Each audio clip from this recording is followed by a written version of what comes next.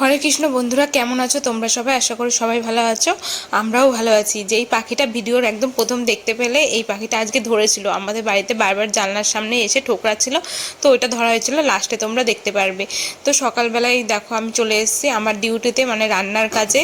তো সকালে ভাত হয়ে গেছে, এখানে টক ডাল করেছি আম দিয়ে। আজকে খুব টক ডাল খেতে ইচ্ছা করছিল, তার সাথে বেগুন ভাজা। সকালবেলায় শুধু আমার জন্যই রান্না করেছি, ডাল আর বেগুন ভাজা। মানে দুপুরেও সবাই খাবে, আর ও সকালে ভাত খাবে না বললো, ও খাবে ওটস।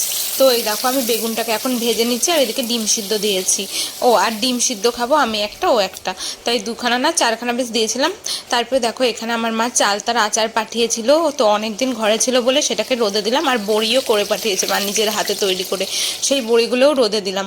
আজকে ওই বড়ি দিয়েই পাঁচ তরকারি করা হবে।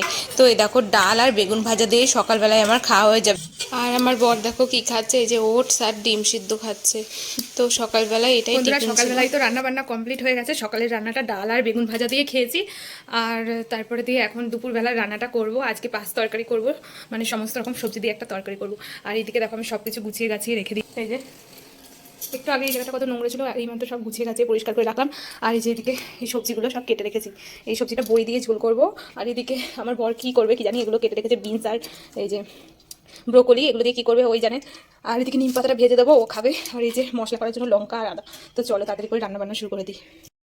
বন্ধুরা এখন আবার চলে আসলাম রান্নাঘরে, আর কি করছে এখন চলো তোমাদের দেখায়। এখানে বড়িগুলো ভেজে রেখেছি, এগুলো আমার মা বানিয়ে দিয়েছিল, তো অনেকগুলো দিয়েছে, কটা ভেজে নিয়েছি। আর এই যে এখানে উচ্ছেটা আগে ভেজে নিচ্ছি, উচ্ছেটা তেতো, তো উচ্ছেটা ভাজা হয়ে গেছে, আমি তুলে নেব। তো এই দেখো এখানে আমি ভালো করে সবজিগুলোকে এখন ভেজে নিচ্ছি। আর পাঁচ তরকারির মধ্যে আমি দিয়েছি সজনের ডাঁটা, কুমড়ো, গাজর, আলু আর উচ্ছে, আর বেগুন ছিল একটা, তো বেগুনও দিয়ে দিয়েছি। আর বড়ি দিয়ে করব, খেতে বেশ ভালোই লাগে।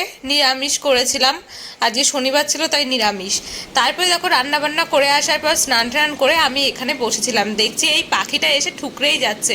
কয়দিন ধরেই খেয়াল করছি পাখিটা এসে শুধু জানলায় নিজেকে দেখে আর ঠোকরাতেই থাকে, ভাবে মনে হয় আরও একটা পাখি রয়েছে।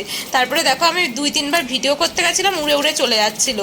আর শেষবার দেখো এখানে ভিডিও করেছি, ও টের পায়নি, আর বারবার ঠোকরেই যাচ্ছিল আয়নাতে। লাস্টবার কি হয়েছে, আমার বর খপ করে এটাকে ধরে ফেলেছে, একদম ধারে চলে এসেছিল। তো তো এই দেখো কি ভালো লাগছিল সত্যি, দেখো কি সুন্দর। কিন্তু আমরা এটাকে ছেড়ে দিয়েছিলাম, আমাদের খাঁচা ছিল, আমরা চাইলে এটাকে খাঁচায় রাখতে পারতাম, কিন্তু একটা প্রাণীকে কষ্ট দিয়ে খাঁচায় রাখার থেকে ছেড়ে দেওয়া অনেক ভালো। একটুখানি আদর করেছিলাম, তারপরে ছেড়ে দিয়েছিলাম। দেখো কত সুন্দর লাগছে না পাখিটাকে।